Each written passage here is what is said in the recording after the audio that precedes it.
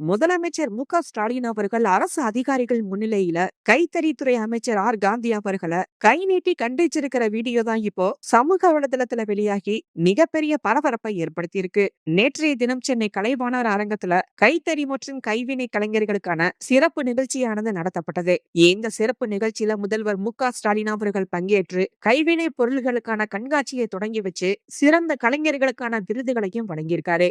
இந்த நிலையில இந்த நிகழ்ச்சியில கைத்தறி மற்றும் துணை நூல்துறை அமைச்சர் காந்தி அவர்கள் அவரை சார்ந்த இந்த முக்கிய நிகழ்ச்சியில பங்கேற்காம இருந்திருக்காரு. மாறா அதே நேரத்துல நடந்த நகராட்சி நிர்வாகத்துறை தொடர்பான மற்றொரு அரசு நிகழ்ச்சியில அமைச்சர் காந்தி அவர்கள் லேட்டா வந்து கலந்துகிட்டதா சொல்லப்படுது.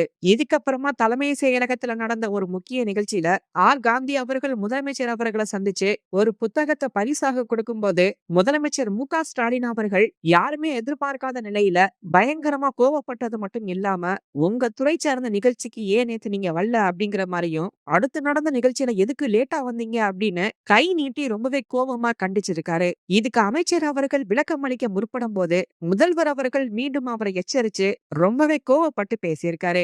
அமைச்சர் அவர்கள் தங்களுடைய துறை சார்ந்த பணிகள்ல கூடுதல் கவனம் செலுத்த வேண்டும் அப்படின்னும் அதோட ரொம்பவே பொறுப்போடையும் இருக்கணும் அப்படிங்கிற மாதிரியும் இனி இது மாதிரி தவறுகள் நடக்க கூடாது அப்படின்னு ஸ்டாலின் அவர்கள் கோவப்பட்டு பேசியதா அரசியல் வட்டாரங்கள் தெரிவிச்சிருக்கு.